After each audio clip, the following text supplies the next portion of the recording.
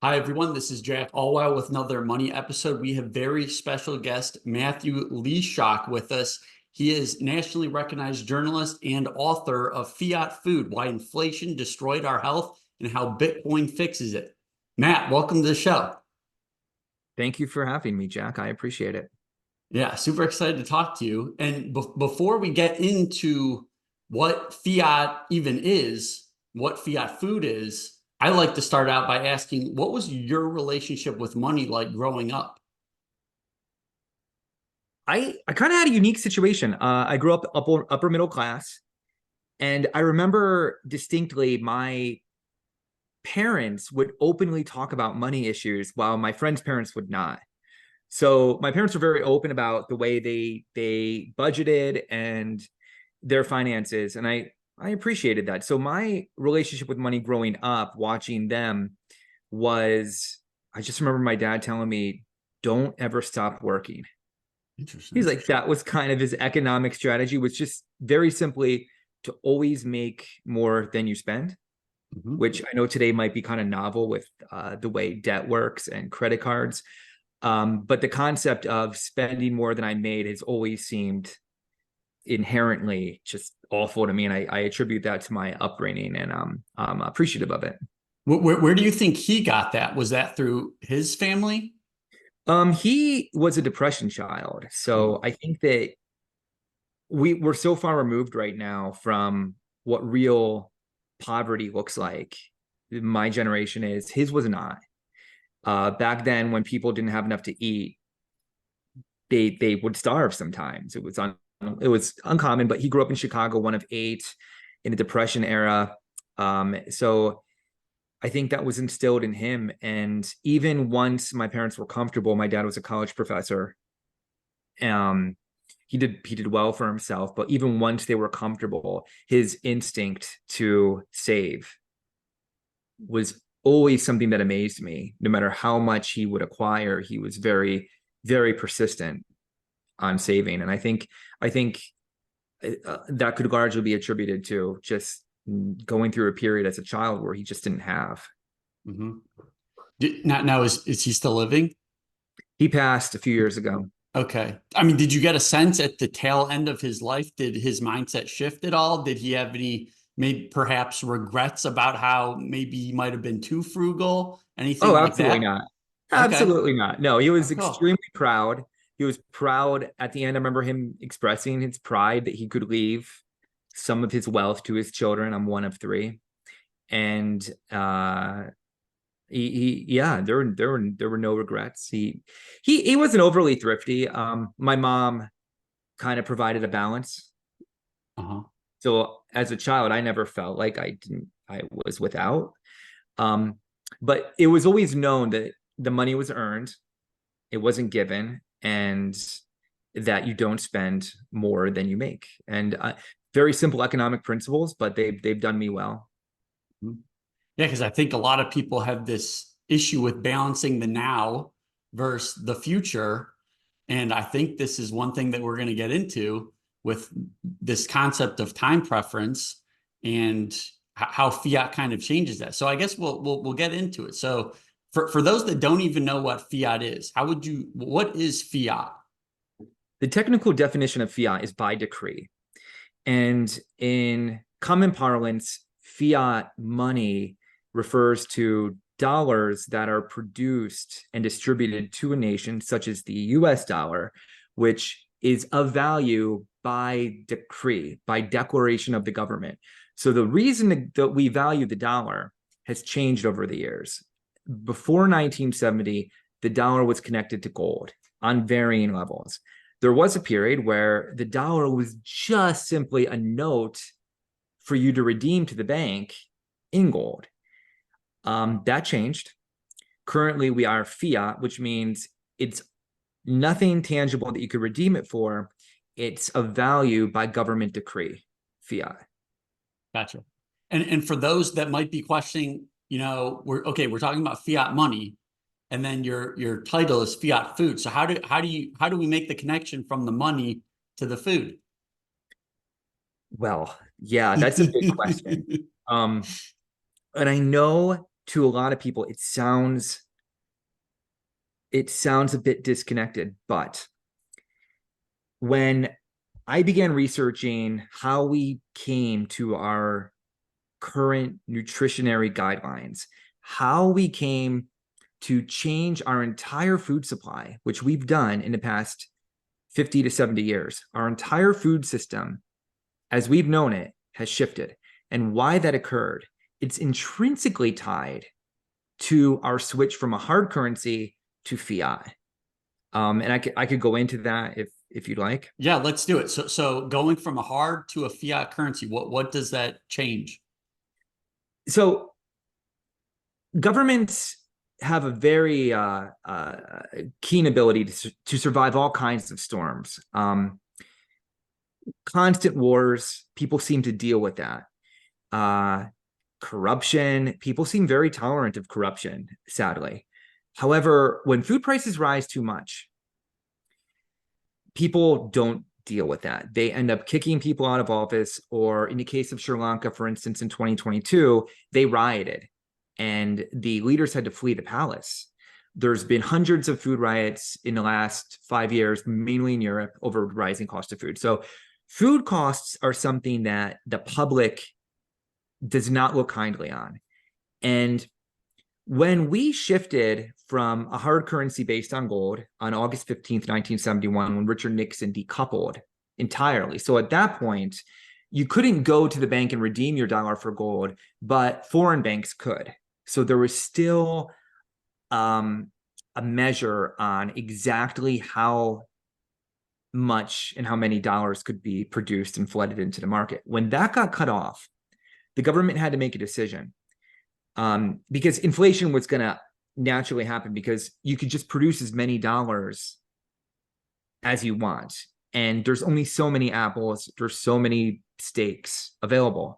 So they made a concerted effort at that point to shift the nutrition guidelines and shift the food supply so that it would conceal the inflationary theft that the money printer created. And it started out relatively slowly in 1971, but over the years, it became more and more entrenched into the system. And what we're seeing now is like a complete degradation of the dollar. I mean, but the thing is, you don't really notice it if you're buying Doritos, or if you're buying Cheetos or Snackwells or grains, because these are foods that can be mass produced in the same way fiat dollars can almost. However, steak, meat of any kind, really, cheese, eggs, these are things that can't be mass produced. So what you find is the true nutrients that our species has relied on for thousands of years is far more difficult to come by than it used to be, because the dollar has been devalued to such an extent. And as a result, to try to conceal this and to make the public not rioting like they did in Sri Lanka, instead of saying, well, look, we have all this more money, so we're able to distribute it more, but the side effect is the price of these foods are going to go up at such a high level. Instead, they actually went on a concerted campaign to alter the entire food supply. And they've done it in various ways. And it's not as much a conspiracy in the sense of, like, my research showed me, it wasn't like the smoky room where people gathered. It just became in everybody's best interest. It's in corporations' best interest, because giant agro companies can make far more overhead on a Dorito than they can on a steak, and they can produce them at scale. It's in the government's interest, because when the population feels like food is affordable, they're happy with their leaders. And there's another component which I get into in my book about a religious group called the Seventh-day Adventist Church, and they were instrumental in altering the food supply. Their motive was different than the other two. They truly believed that the human sex drive was going to lead to another apocalypse. I know this sounds really out there, but you could go and see the writings. Was going to lead to another apocalypse, and the way to repress it was through eliminating meat and pushing grains. So they had these religious convictions, but then they were able to infiltrate the government nutritional policy and at times even create it. So the ADA, the American Dietetic Association, was created by the church, a woman named Lena Cooper. And they began immediately pumping all this information throughout the government about the soy and grains and foods that really weren't grains to a lesser extent, but things like soy and high fructose corn syrup, and these were not parts of the normal food supply for our species for thousands of years, and they suddenly got thrust into that role. So it was this convergence of these three interests that was then weaponized by the fiat money printer to that end, that sort of shifted everything in not a conspiratorial way, just it was all these interests aligned. That's what my research showed. Uh-huh. How much money are we talking about, like being pumped into some of these? Well, after Nixon was aware of what would happen when he decoupled. So he had a guy named Earl Butz, who he put as the head of the agriculture department, Secretary of Agriculture. And Butz had a motto. He said, go big or go home. And at the time, we had a very diverse farming community in America, many small farmers cultivating different crops and meat. And he began a series of subsidies and incentives through the tax system that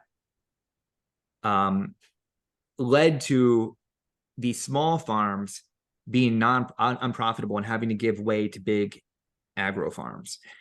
And it's kind of hard to explain to some of the younger audience, perhaps, but in 1970, the concern wasn't global warming. That wasn't a big concern of the day. There was a book called The Population Bomb that had come out.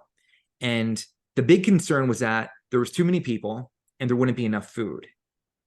So they began planting corn and incentivizing corn. So the fiat money printer started churning out millions and millions, which would become billions and billions of dollars, to crops like corn, soy, and sugar.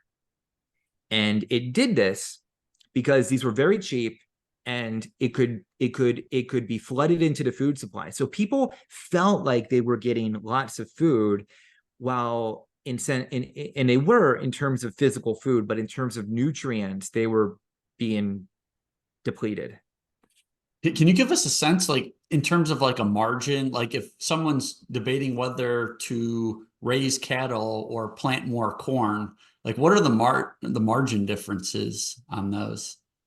I don't specifically know what the margin difference is, but I can tell you that the incentive is to plant corn. I mean, that's where the money is. And the way fiat works is it removes the opportunity cost in many ways, whereas if we're in a hard currency and the government needs to give $6 billion of subsidies to corn, they need to go to the American public and say, look, because we can't just print the dollars that are attached to gold. We have to say, this is what we're doing. So, you know, we're going to tax you X amount, and it's going to be going to the corn industry. We think it's good. And then people can vote based on that. Or, you know, if you want to take it a step further, they could sell corn bonds, you know, try to get support for it. But fiat skips that because they can just print the money and it serves as a tax on the public by devaluing the rest of the currency. So it's kind of like, you got to think of it as theft in a sense, because you don't really own your dollar in fiat. I mean, if somebody owns a printing press and you have no control over how many they print, the dollar that you think you have, that value for your productive labor, is not yours. And that manifests in the way that now governments can just come up with these policies and flood the zone with subsidies, like for corn, soy, which beef gets some subsidies. They have a special interest group too, not to the same extent. So if you're going to raise a cow, I mean, you have to raise it, you have to feed it, you have to take care of it, then you have to butcher it, you have to take care. It's an entire process. It's consuming. It's not an efficient way to cheaply feed an entire nation. according, to the government. I mean, I actually would make the argument that based on nutrition, it's a far more efficient way. But the specific, sorry, go ahead. I was just going to say, so prior to Nixon taking our money off the gold standard, like what was like the guideline? What was the nutritional guideline back then? So by then, the nutritional guide, look, I find part of me backs up, and I just think the whole thing's kind of hilarious because you have thousands of books, including my own, and we're all talking about what people should eat. And animals, like a wolf goes out, it doesn't care. It knows what to eat. So does a lion. A lion doesn't need books or podcasts. It knows what to eat. And when you go back in history, people were not that dissimilar. Like we kind of knew what to eat. And the idea of somebody having to explain to a person what they should eat for most of human history was rather absurd. What we needed was a whole bunch of credentialed experts to tell us that the way humans have been eating for hundreds of years was wrong. And that's what we got through nutrition science. So before 1970, people primarily ate meat. They still had some sugar. There was the processed food market began before 1970, but it didn't really take a hold. A lot of people, like when Crisco first came out, you can go into the New York Times archives and find articles about riots over margarine, for instance, of people being like, they're selling this substitute butter, and what is it? It's not food. So nobody accepted margarine as food when it first came out. And the truth is they were right. It wasn't food. It was like some kind of toxic waste. But when World War II hit, butter prices went very high. Margarine, which you could just make as much as you need, you don't have to involve real food products. That's when it took a foothold. And then you found these corporations like Procter & Gamble, which created Crisco.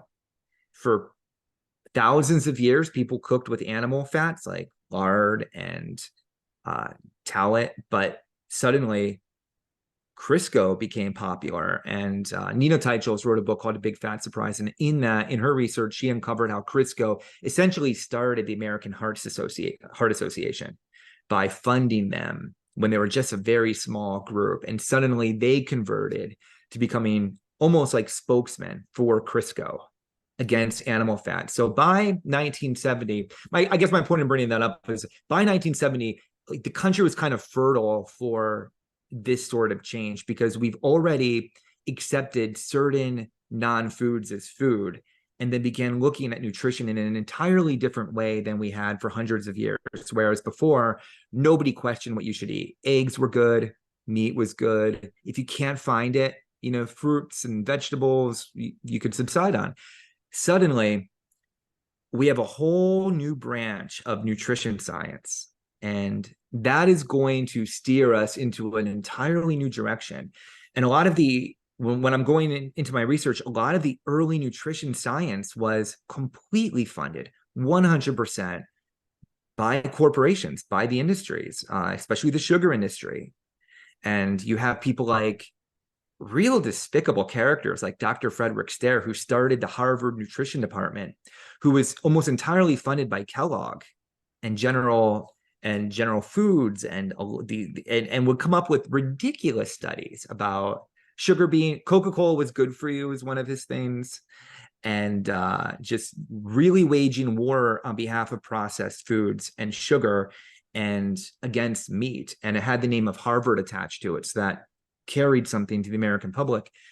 And before long, I feel like I'm not answering your question. I hope I'm not rambling. Keep going.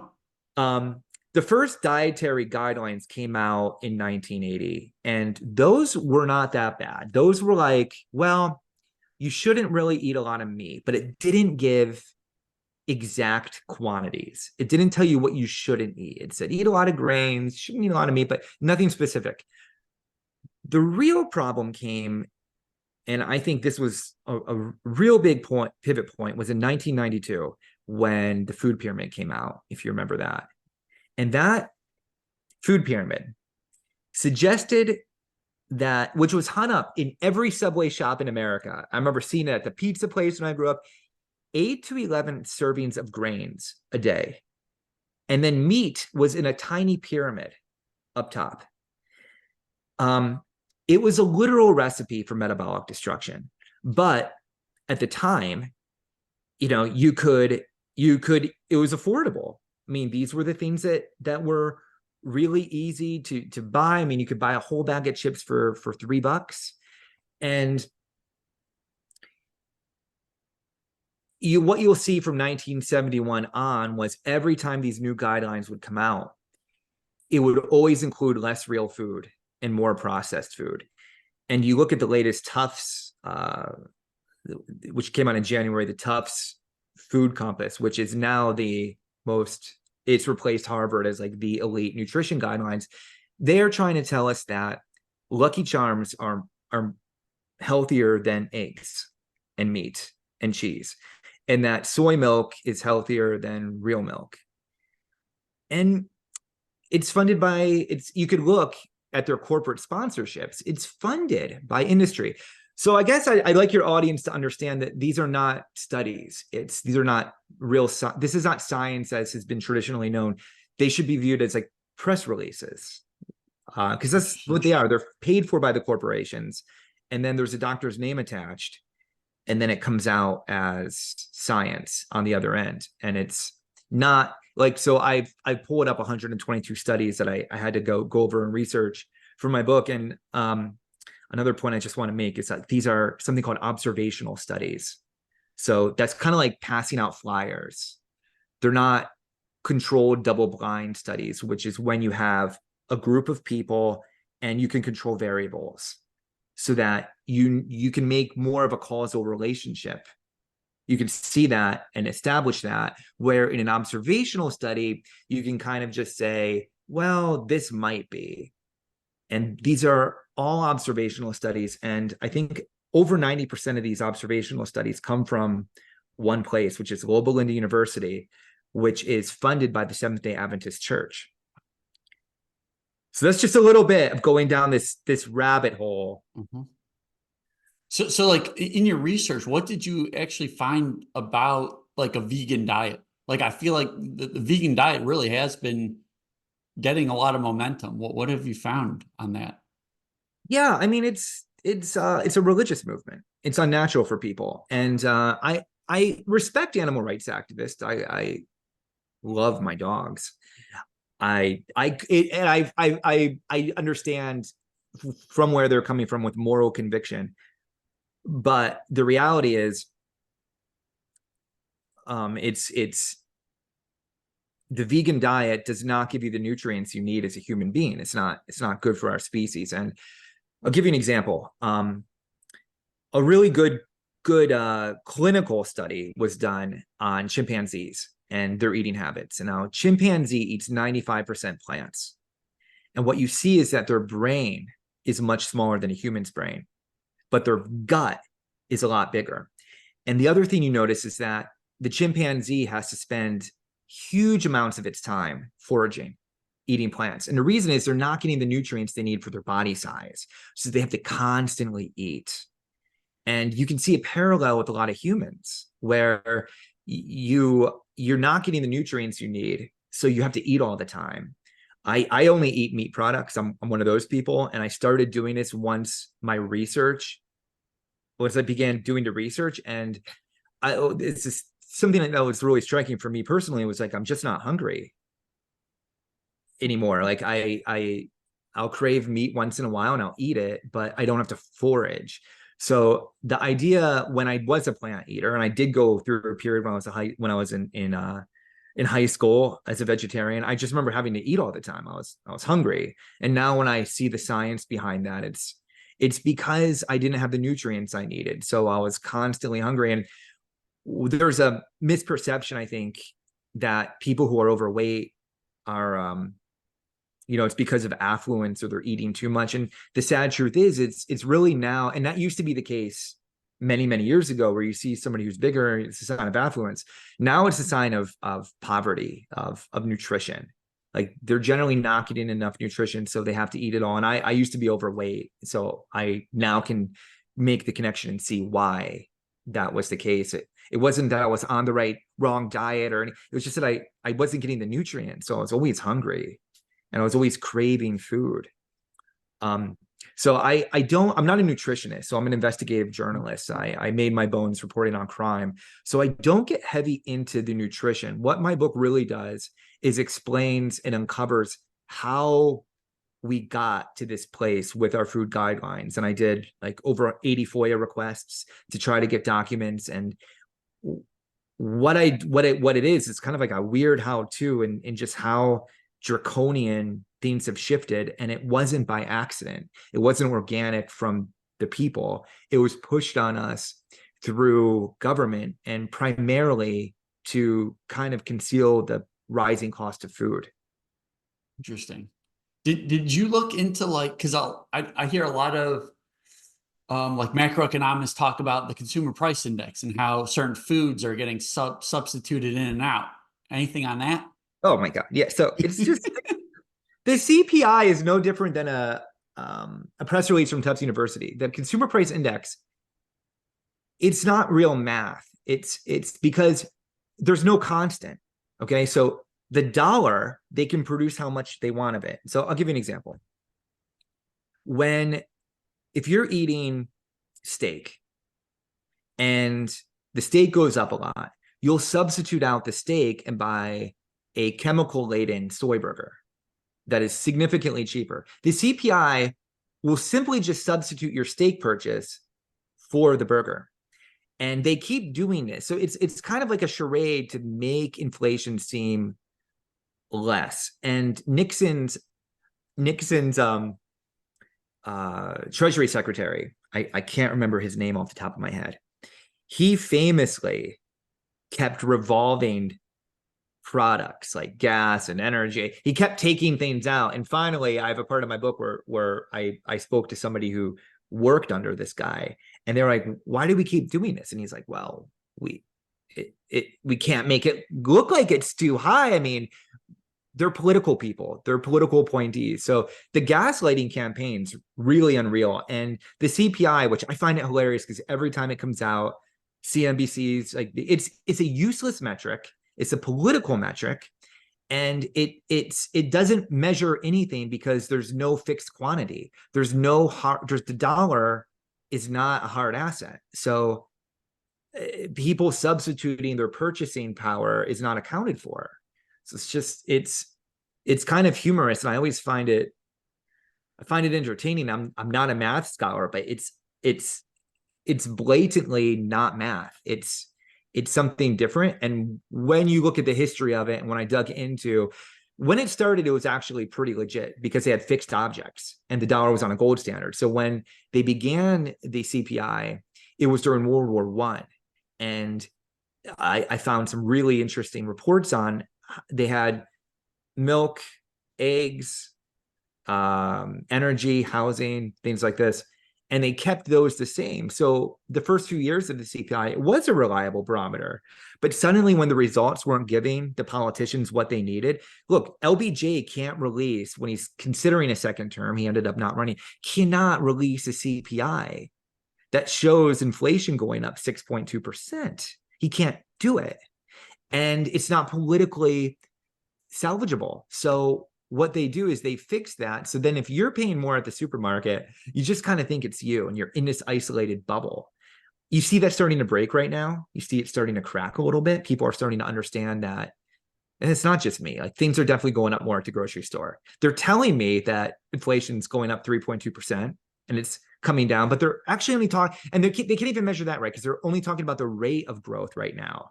They're not even talking about real inflation by their bullshit metric.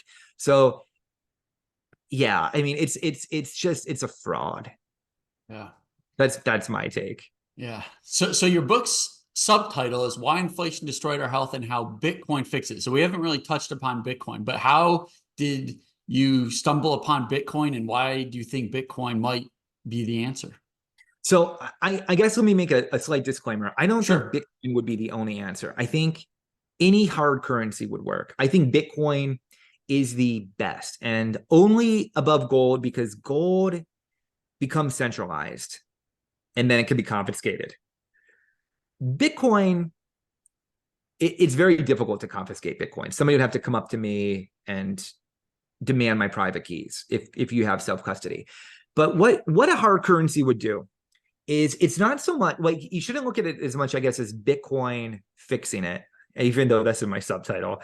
I look at it more like destroying the incentive to coerce that's created by the fiat money printer. So if we get rid of fiat, that's the main thing. There'd be no incentive to change our food supply and to distort the nutritional guidance.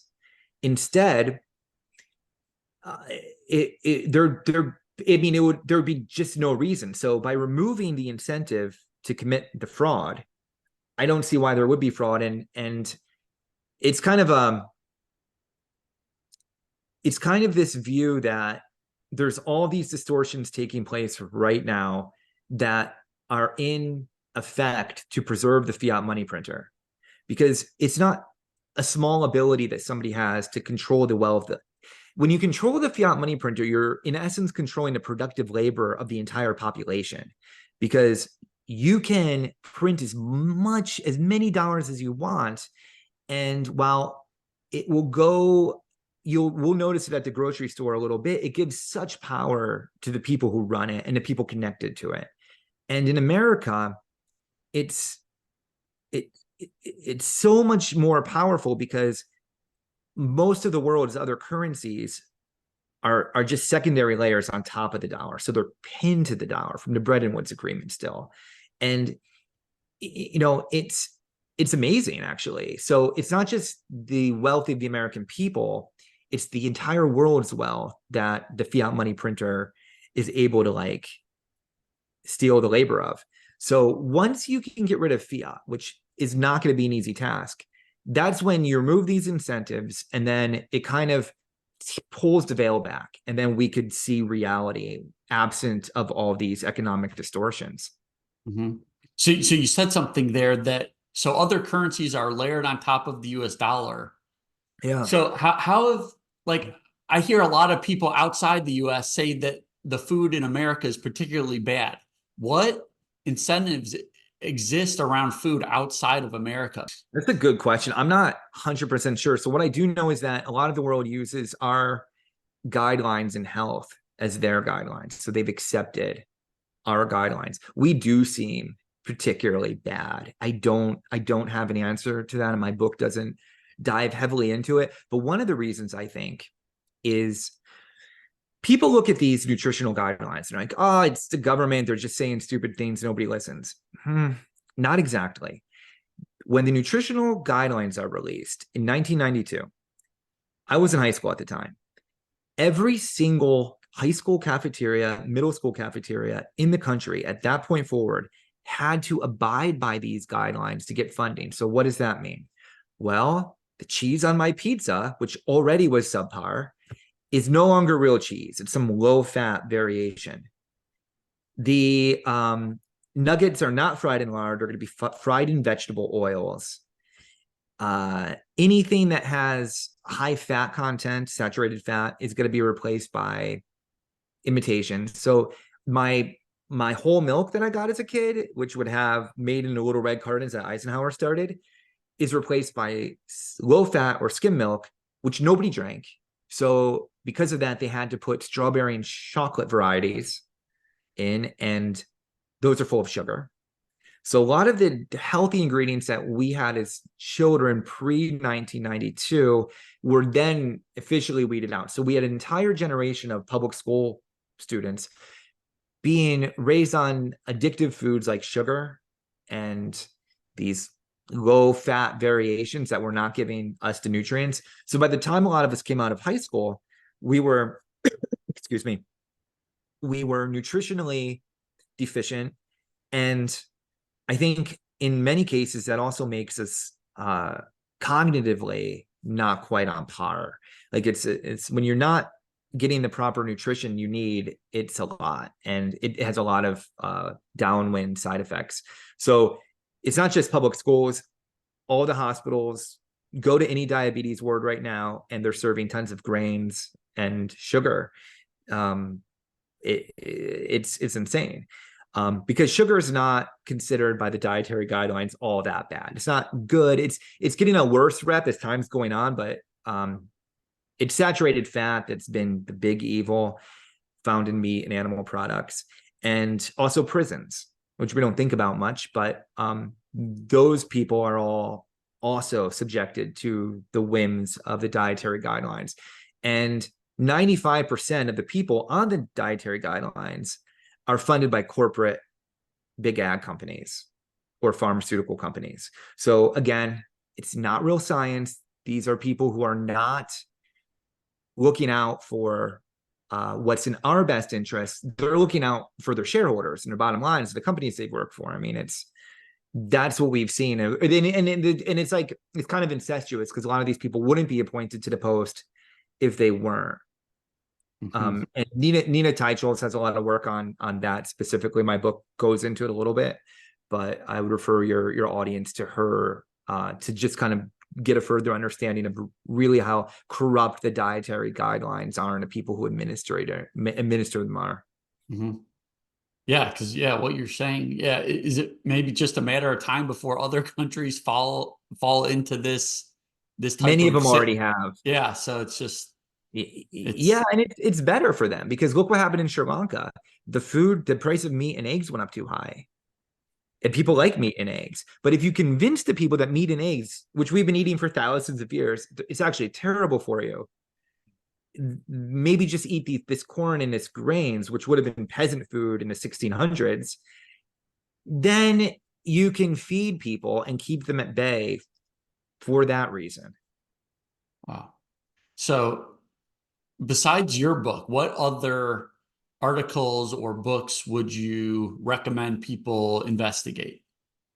Saifedean Ammous who wrote Bitcoin Standard. He wrote a book called The Fiat Standard. And my inspiration to writing this was he wrote a chapter on Fiat Food. And I read it and I actually thought it was nuts. And I thought, well, Saif's obviously a brilliant economist. And I have he's kind of like a mentor to me in economics, but wow, this is out there.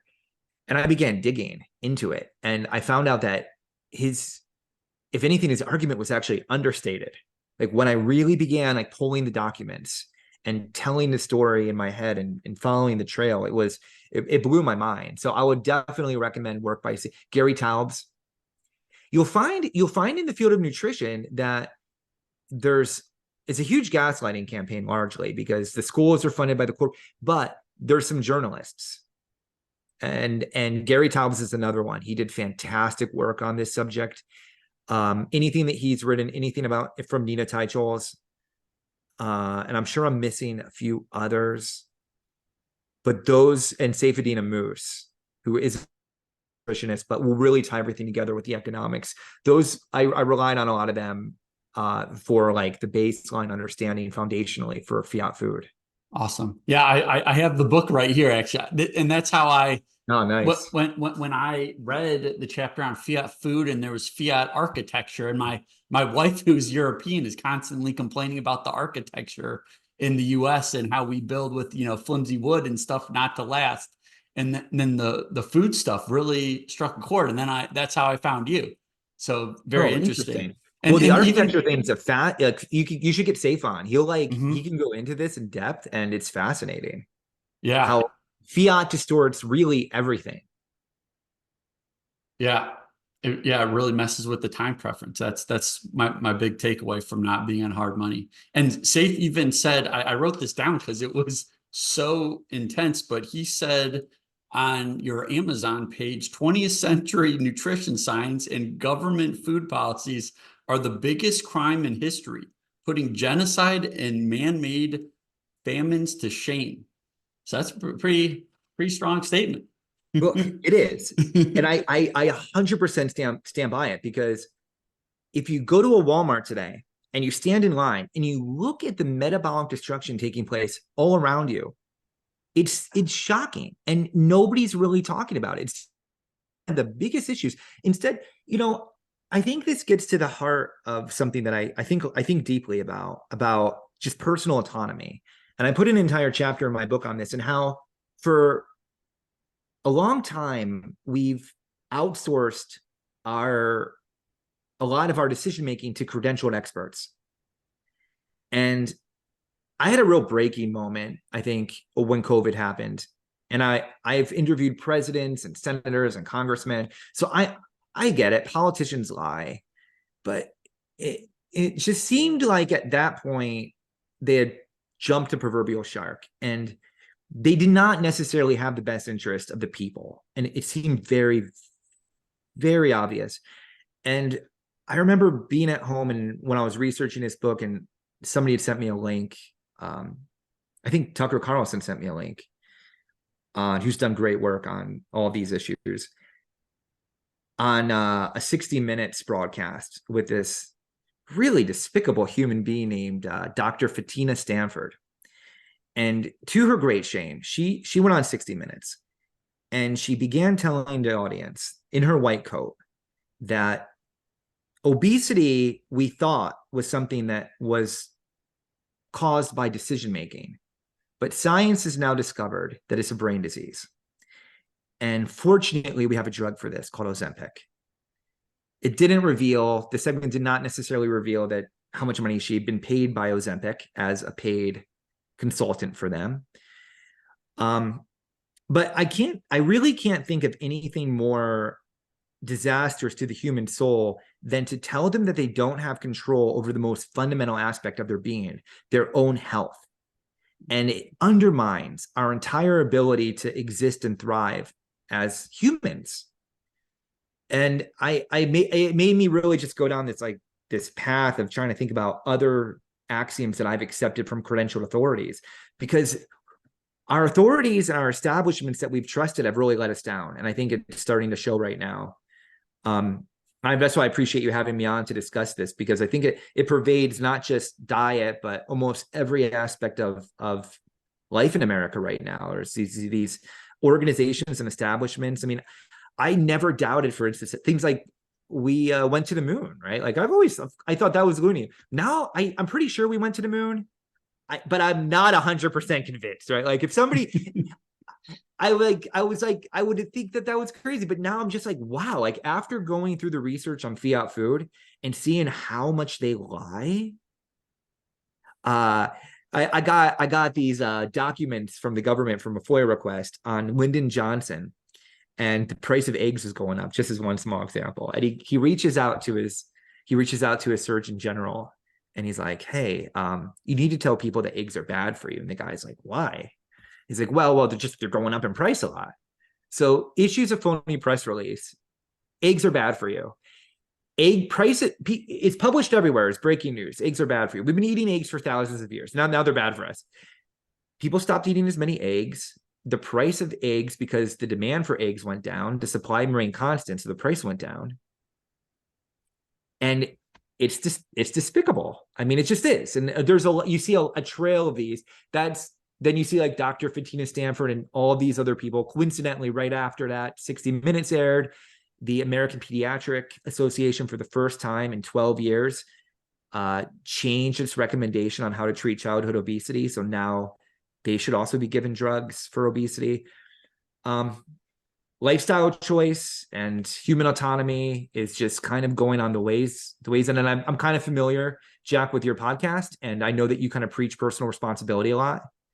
And you're going, it's the counterwind, you're pushing back. And there's a whole group of people like you, and I appreciate it. Yeah.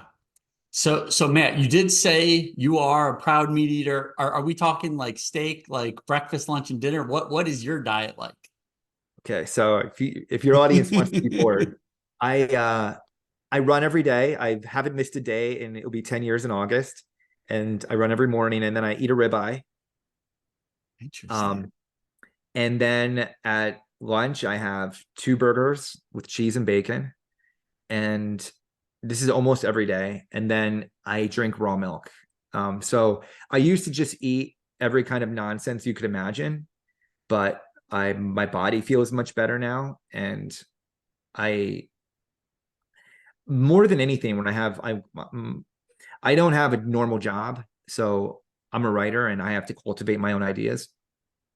One of the biggest things I notice is my mental acuity has changed. Like I'm able to process information faster. So just a small thing, I know you do a lot of work on this end too. When I'm like relaying notes from my notepad to my computer, I used to be able to only get like a sentence, Okay. and now I can do 3. Oh, And okay. it's a notable shift. And I just feel really great. So burgers, raw milk, 1 ribeye steak a day because I can't afford to, but I would eat 2. But the thing is, it sounds like it's a very expensive diet and it's not cheap for the reasons we mentioned, but I don't spend more than I did when I ate previously because I used to always be hungry. So I'd buy cheaper food. I just buy so much more of it. And I was craving. A big thing I noticed with carnivore too is that my moods are never, I have 4 daughters, man. So like I am in it, and they're all very intense. When like all the women in my life are very intense. So my mood is much more like level. I don't have that thing where I eat lunch and then I have to sleep for an hour, which is how my life used to be. It's like, all Uh-huh. right, lunch, now I have to rest. So I found really good results. It's been about a year.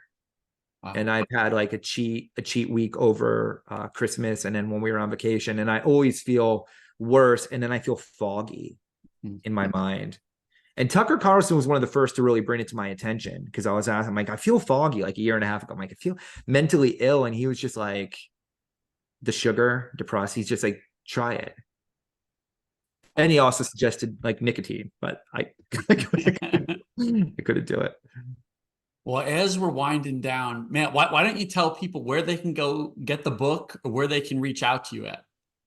Um, I'm horrible at media. I try to be kind of clever on it. And it always comes across as amateurish. But my Twitter is at Matthew Lysiak if people want to follow my bizarre postings.